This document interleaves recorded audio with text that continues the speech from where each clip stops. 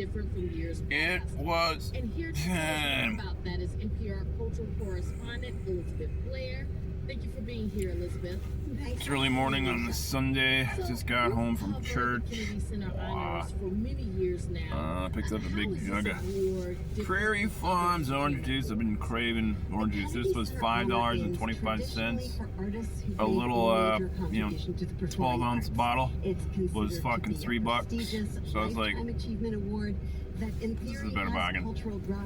Get a little bit more out of it. People like Quincy Jones, Gladys Knight, George Clooney, Daisy cottage cheese. The format is that for each of the 5 honorees, it comes with this little packet of blueberries on the bottom, but I don't like mixing the cottage cheese with that. What I'm gonna mix my cottage cheese with this morning for breakfast is this cherry tomato bag. And I know the Kennedy Center has I got a 40 big names to celebrate the honorees, and a $50,000 ticket moneymaker. Or Allison Krauss. 50 grand. What are some of your favorite moments from past honors? I have many. And set this orange juice back up. He was serenaded by James and John Williams, a Mickey's perfectly attuned to the temperature that I love. It's right like Goldilocking it. Another favorite moment is when Meryl Streep won. Meryl Streep. She actually has 2 jobs. Meryl Streep won something?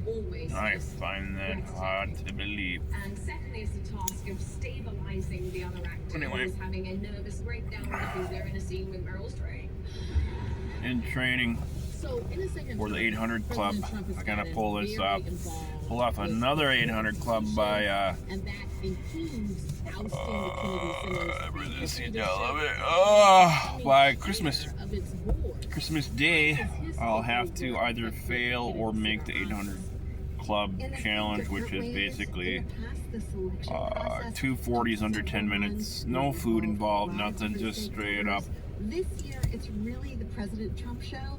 He said he was 98% responsible. I managed to pull it off last year. Something else Christmas Day, he will be hosting Christmas Eve. Didn't work. That job is left to people who are not the President of the United States. Previous hosts include Queen Latifah and Stephen Colbert. President Trump said he was asked to host and some coffee. Used that he might give himself the honor. The honor is this rainbow-colored medallion. That's what it has been in the past. It's a big change this year. The medallions used to be these bright rainbow-colored satin necklaces with gold nameplates. They were handmade by the same family since the very first honors in 1978. This year there's a brand new medallion made by Tiffany & Company. It has a dark blue ribbon and the rainbow has moved onto the medal itself. I mention this because in years past, the rainbow necklaces really stood out when you saw photos or watched the broadcast. You could easily identify which celebrities had won the awards because they all showed up proudly wearing these medallions. Do we know who will be coming to Washington to pay tribute to this year's honorees? We don't know, and that is not different from previous years. The Kennedy Center has always tried to keep the performers a secret. The look of surprise on the honorees' faces when they see who has turned out to pay them their respects has made for some really fun, poignant TV moments. But we do know a few performers like the time Will Smith went up and slapped and Chris Rock, who have both been honorees and performers in the past, confirmed to NPR that this year their schedules won't allow them to come. That's NPR culture correspondent Elizabeth Blair. Thank you so much, Elizabeth. Thanks for having me. The musician Sevdaliza had 2 albums under her belt and yet wasn't feeling accomplished. Becoming a mother, being an artist that, I wasn't making a lot of money. I was really struggling, to be honest. And I couldn't even support my family. Spending time in the studio making new music helped Sevdaliza, born Sevda Aliza Day. Probably gonna get copy stricken for that. Always getting copy stricken.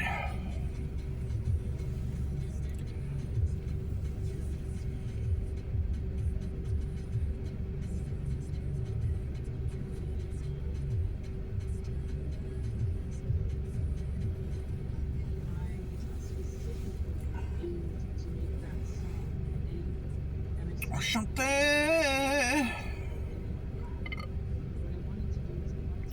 We gotta get out of this place if it's the last thing we ever do.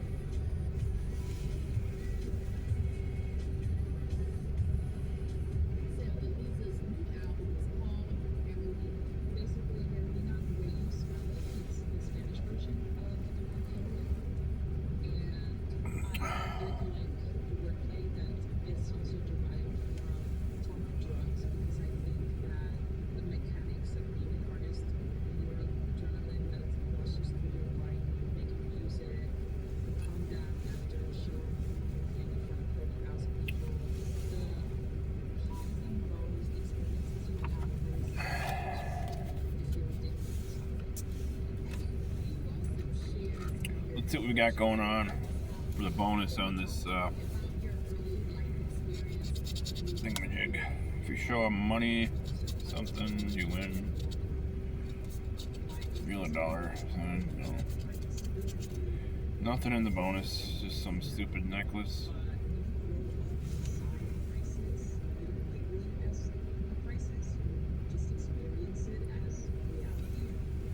The price is wrong. Winning number 39, 7, 36, 34, and 17. And what's really interesting to me is that my identity has become so Well, fluid because I struck up 4 times on these recently over the last week, I guess. Let's wait a second.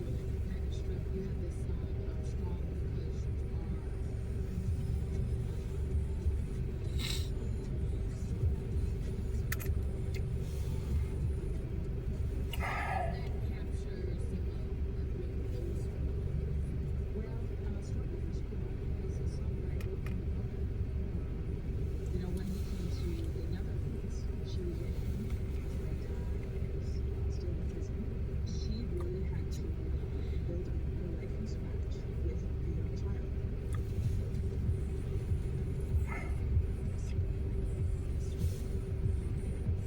Beautiful little cherry tomatoes.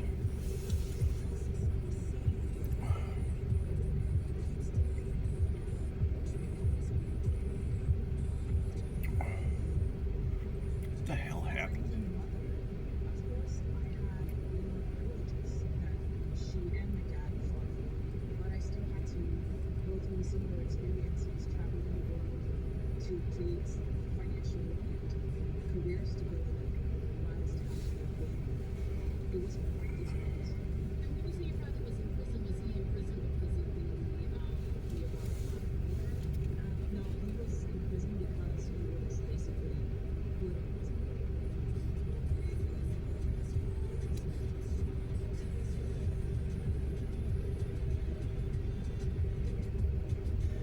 once you got to Europe with your family to Rotterdam, you got involved in some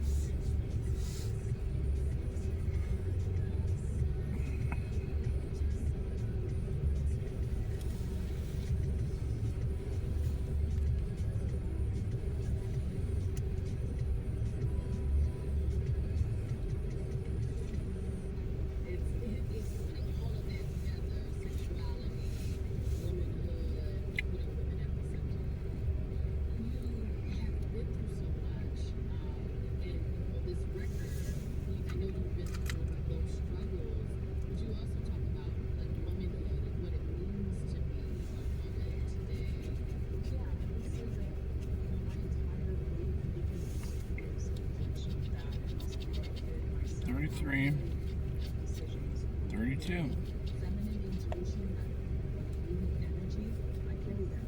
Every reflects it. That was one of the I don't think this ticket's gonna be a winner, but I could be wrong.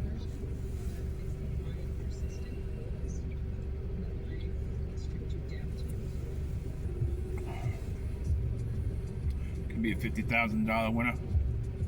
Could be a $0 winner.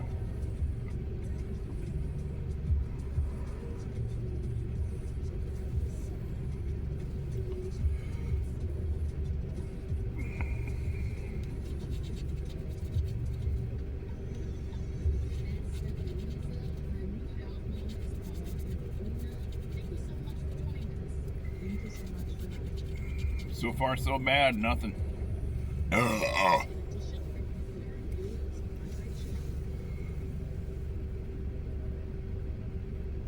Support for NPR comes from this station and from the latest TV to deliver breakthroughs that save lives and using the science process. Learn more at science.com. From Progressive Insurance, Progressive is the individuals and reliability. It's the one insurance business. More information, including application, at progressive.com/rules. And remember, savings we support this NPR station.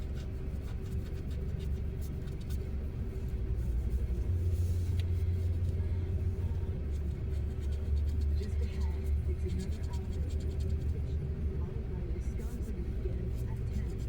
Then at 11. It's not looking good at all. 2 chances left to win something. And it's a bust. It's a bust. It's a bust. Oh, fuck. Well. Vince Staples. This is a TV show. It's a TV show in which he stars. A TV show in which he wrote the entire episode. Oh, well. Vince Staples, the pride of Long Beach, thus took the Swedish garage rock to the highs. That's on Maxi Bullseye, Maximum Fun Hour, and today, on Wisconsin Radio. Oh, well. Daily companion with trusted voices, important conversations, and entertainment that makes your day better. Thank you to the tens of thousands of contributing members who make quality WPR programming possible. 90.9 WUWS Passion. This is WPR News. This is Weekend Edition of NPR News. I'm Aisha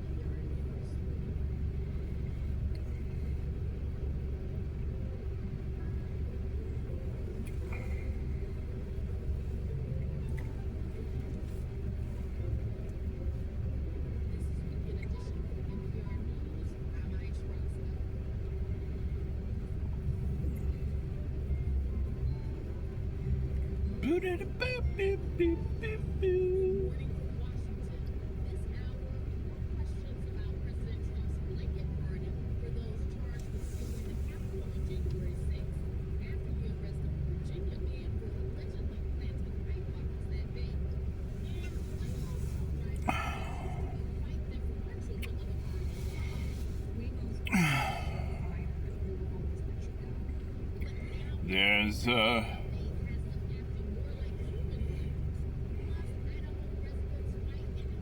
ticket to ride. Sunday, December 7th. She's got a ticket to ride. She's got a ticket to ride, but she don't care. My baby don't care. Strikes on alleged drug traffickers will continue. These narco-terrorists are the Al-Qaeda of our hemisphere. Distribution and precision. She got a ticket to ride. Striking open at every one of the Caribbean and killing you at any time. Say that everybody on the board. Everybody has to work with us. I don't know if it's Nixon says the strikes are part of a strategy to defend the Western Hemisphere. Democrats are calling the military strikes illegal in several of them before open strikes being released. Senator Mark Warner is the top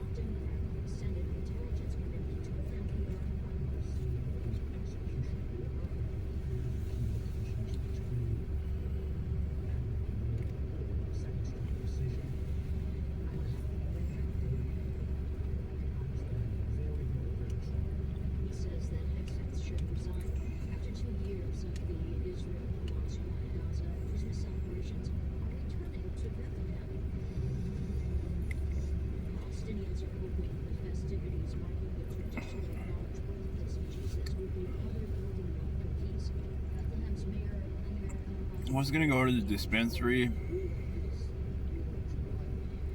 but I think I'm just gonna quit smoking weed. I mean, I got a big bag of leaf anyway. Like, I don't need to go to the dispensary. I mean, I could just take a ride. Get a couple pre-rolls, but I don't know. I'm just like, what's the point? What's the point?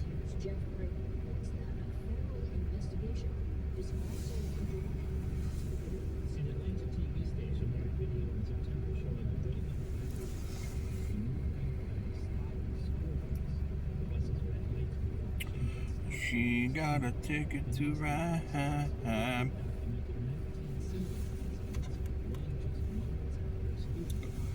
She don't care. Waymo says in an immediate statement, My baby don't care. things no one was injured. Waymo prints the pilot on a tour national safety inspection. Waymo is a subsidiary of Google, which is a financial supporter of VR. Jeffrey, compare notes. This is a senior official believes witnesses include declared soldiers has been washed. Reports there say 14 Who quashed? has more. In a video statement posted on social media, Benin's Interior Minister Alassane Seydo said that the attempted coup was foiled. Earlier, soldiers appearing on national television Who quashed? said they had ousted President Patrice Talon. They added that a military officer, Lieutenant Colonel Pascal Thierry, would oversee the country. In a statement, the West African Regional Economic Bloc, ECOWAS, It's gonna be a long one. condemned the actions of the soldiers, calling Coup their quash. actions unconstitutional. Coup quash. Benin has witnessed a series of coups since it gained independence from France in 1960. Seydu was elected in 2016 and has faced accusations of authoritarianism. Monday, his government urged people to go about their normal activities. For NPR News, I'm Michael Kanuki in Nairobi. Department of Health and Human Services officials have altered the identification of a portrait of Biden-era transgender health official, Admiral Rachel Levine. She was the first transgender person Quash. confirmed for the post. The Trump administration has removed her first name, Rachel, and inserted her previous name. President Trump gave medals to Kennedy Center Awards honorees last night at an event at the Oval Office. That ahead of the taping of the event show tonight, which he will host. This year's recipients are actor Sylvester Stallone, singers Gloria Gaynor and George Strait, Broadway star Michael Crawford, and Kiss. I'm Louise Gibbon. Who quash? News, Washington. Support for NPR comes from NPR stations. Other contributors include the John B. and Catherine T. MacArthur Foundation, recognizing extraordinarily creative individuals whose ideas, solutions, and discoveries expand people's expectations of what's possible. MacFound.org. More ancient dugout canoes are found in Lake Mendota. The state's maritime archaeologist compares it to a parking lot of ancient canoes. This is a parking lot on an ancient shoreline. They're parked in front of ravines that cut through about a 35-foot bluff. And Milwaukee County Zoo opens a rhino care facility for Why would they have just been left black there? rhinos. It's all coming What up happens in to the Wisconsin people? Weekend. This morning at 10 on WPR News. Was there like a... They found all these canoes like parked. What happened to the people to just leave them there? Was there like a gap? Like a migration? Demigration? Or something? Here in Washington, President Trump says he's hosting and emceeing the event himself, in yet another departure from tradition. But it puts the president in a familiar position as a showman and has the promise to be a for Trump from some I mean, political reality. is there anything to that? And that's where we'll start with NPR national political correspondent Paul Lyons. Good morning, Paul. Good morning, everyone. So, DHS has dogged the president since the attack on the Capitol in 2021. Cause my baby One of don't the care. major mysteries of that day has the potential, if proven, to be another drag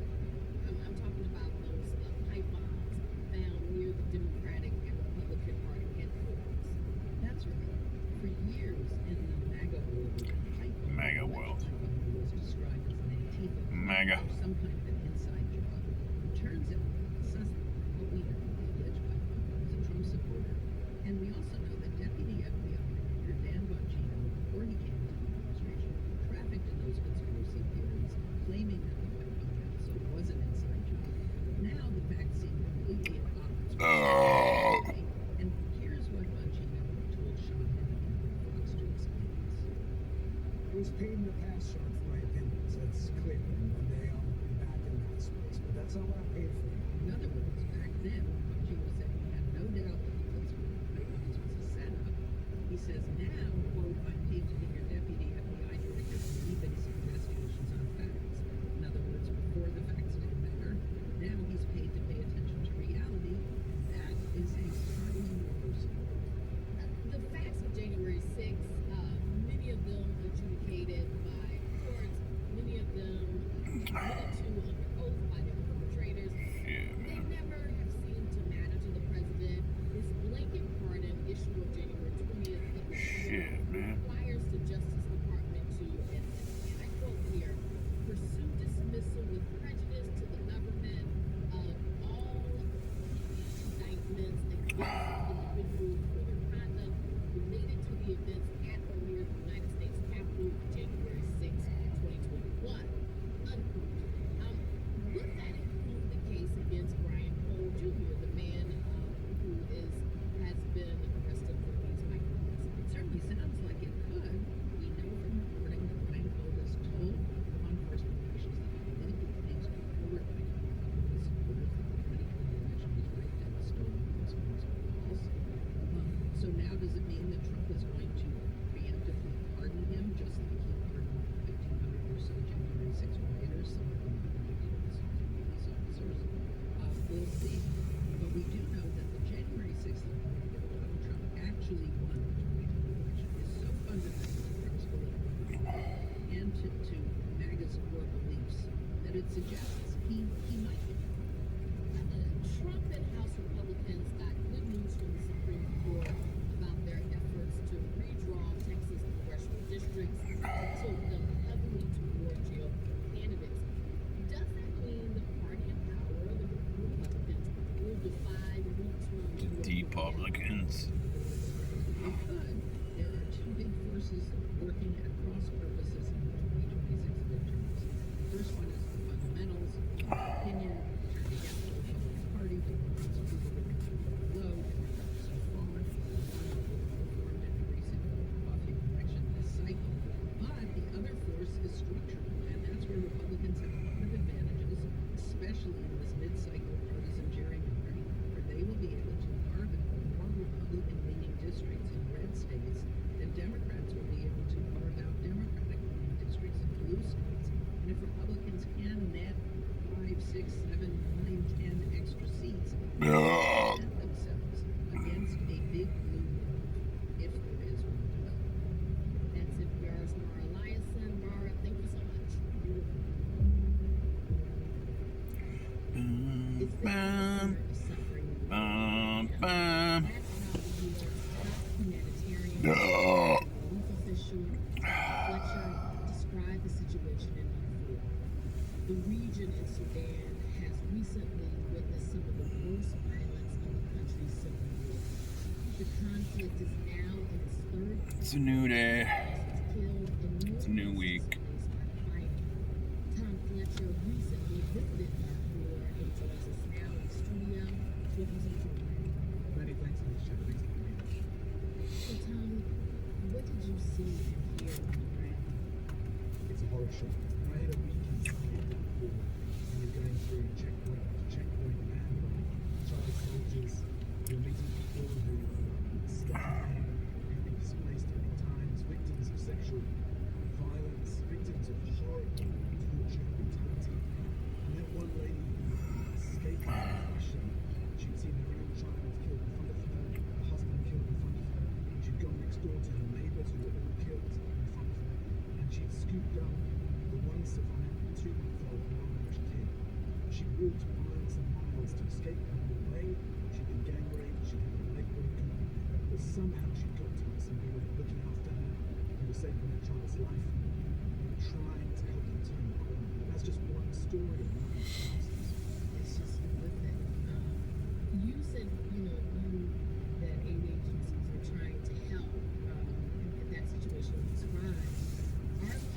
sky was blue. Blah, blah, blah. Blah, blah, blah, blah, blah, blah. So we are making these brutal life and death choices every day. Which lies we say, which projects to cut, which projects to keep. So we're doing our best. We're getting a particular review, which is trying to get beds, management, some of the essential health services. But we're all because we're dealing with hundreds of thousands of people escaping. And that's just on the professional level, let alone across the whole of Sudan. It's enormous. There's been widespread reports of massacres in the city of El Fasher. They were allegedly carried out by the Rapid Support Forces or RSF, a paramilitary force fighting against the government. How can we just talk about massacres so nonchalantly, even though if it's a news report, like as if it's like no big deal? Like, I mean, these are like criminal acts. What's the point of taking? How do you get away with taking a life and act as if you know it's okay? Like it don't matter. Some bullshit. How is that even possible? People that feel so disconnected from such horrible crimes.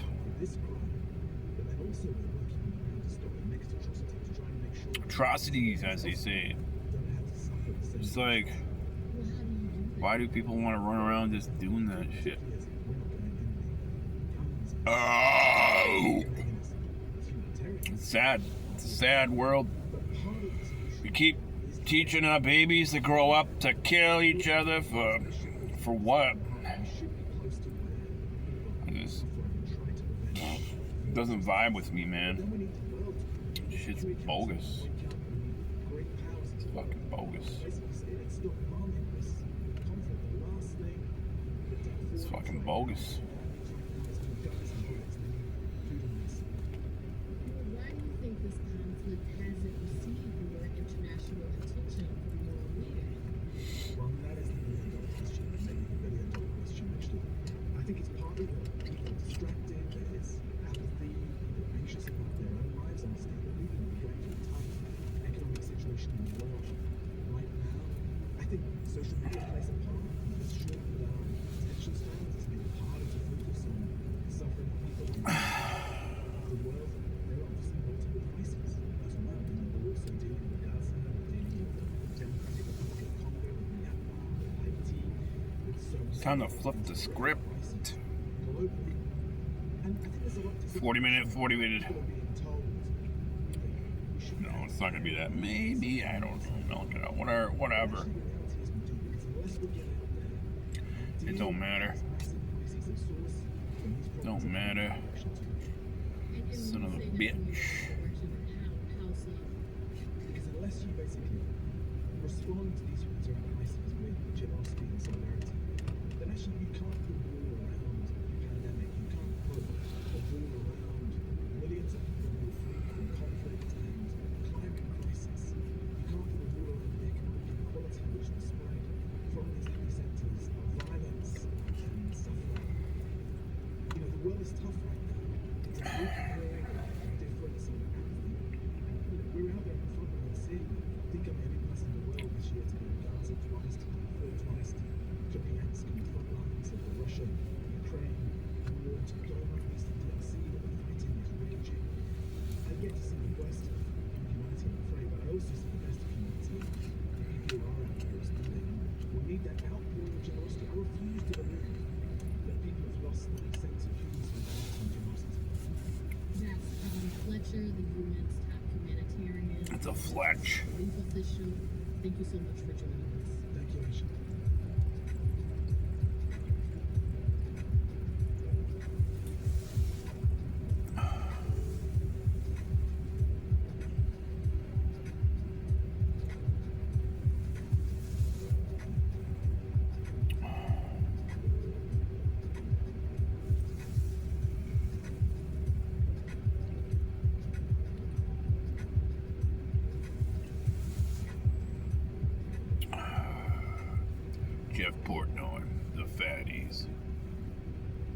You're listening to NPR News.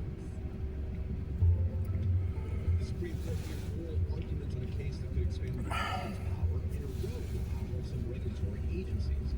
The case was brought by an FTC commissioner fired by President Trump, and this report concluded that firing was unlawful. The Supreme Court's conservative majority has already signaled a willingness to overturn the decision. That's on the next morning edition from NPR News. Weekday mornings from 5 to 9 on Wisconsin Public Radio. Wisconsin Public Radio is your Sometimes all you can do is try. voices, important conversations, and entertainment that makes your day better. Try, fail, live, fail. Wisconsin Public Radio helps make sense of the day's news. From headlines to investigative like that. reporting, you can count on WPR for thoughtful and accurate coverage. So sick of cars, International and sick of Wisconsin automobiles. on the air and online at WPR. The modern world is sickening. Defense Secretary Pete Hegseth told the Defense Board It's a tragic loss of what could have been. Caveman would be so disappointed in how we ran things. We done what we did. Modern future man will be nothing more than reduced, simmered down, baked out.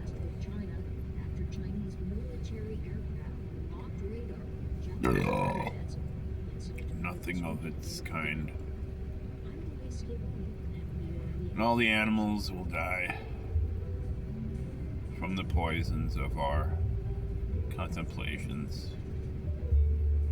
The world will implode into hot lava and re-expand us into real melting pots.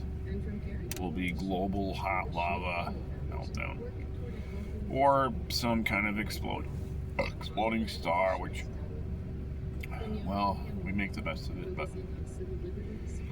a lot of people ain't got shit. Ain't got shit, bitch.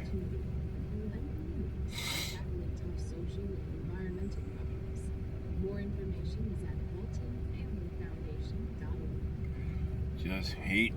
This is Weekend Edition from NPR News. I'm Aisha Russell. During the Wednesday cabinet meeting, President Trump had something to say about affordability.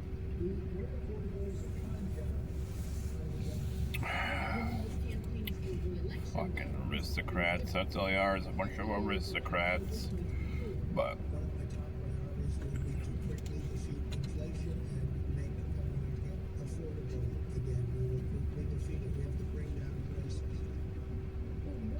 bring down prices. Why don't you just give people more money?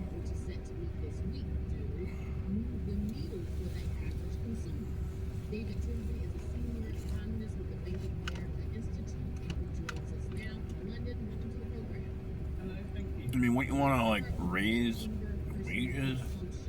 Expenditures Price Index, or PCE. We got those numbers on Friday. It was delayed because of the government shutdown. It shows that inflation was up by 0.3% for the month, with the annual inflation rate being 2.8%. What does that mean for consumers? Well, I think what it means for consumers, particularly lower income consumers, is that their paychecks are not going as far. When we at Bank of America look at our own data, we find around a quarter of Americans are living paycheck to paycheck, and this kind of sticky inflation, sticky and high inflation, is an important part of that. That measure of paycheck to paycheck has been rising a little bit over the last few years, particularly for, I think, for lower income households. The Fed is holding their final 2025 meeting this week, and we're hearing that they're likely to cut interest rates by another 0.25%. Will that make anything more affordable for the average person, including mortgages? Well, not in the short term, I don't think. I mean, obviously for some people it enables them perhaps to take out a new mortgage, but obviously a lot of people rent, and a lot of people are on fixed rate mortgages. For them, in the short run, the Fed cutting won't make a huge difference, I don't think. if what the Fed is doing doesn't have like a huge Fed up. impact on people, especially in the short term, Fed up. why does it get so much attention from the president, from the media? Well, it does matter in the longer term, the medium run. It matters for businesses, their cost of finance, their ability to invest. It matters for the cost that the government itself can borrow at. Interest rate cuts are sort of stimulative for the economy, and that can be good for growth, ultimately for incomes and employment. You have to weigh against that, I think, the possibility that cuts prolong the period of relatively high inflation, and then that of course will continue then to erode people's purchasing power, and I think that's a particular issue, as I was saying, for lower income Americans. The Bank of America Institute released a report in November that found that almost a quarter of American households are living paycheck to paycheck, meaning people are spending more that's the way than it's been 90% forever. of their paychecks on necessities. Are you seeing any trends within who is living paycheck to paycheck? Well, it's growing most amongst lower income households. It's almost 30%, No duh. as opposed to a quarter for lower income No households. duh. It's not really growing so much for middle income and The higher fuck? income Tell us something we don't And then when already you look know. across ages, millennials and Gen X are feeling under particular pressure. When you look around the country, you get a slightly different experience depending on where you are. The South Look at Alien. have the highest Shout out rates to of Alien, paycheck to whatever paycheck. got I think going the on. South, that might surprise some people because obviously affordability in terms of housing is a bit cheaper in the South than say the Northeast, for example, but at the same time the average wage is lower, and it's the interplay of those two effects that ends up influencing the proportion of people that are living paycheck to paycheck. Regardless of what politicians are saying, what does all these different data points tell you about how Americans are feeling about their finances and the cost of living? Our data really 40 minute 40. underline Mo. two different experiences.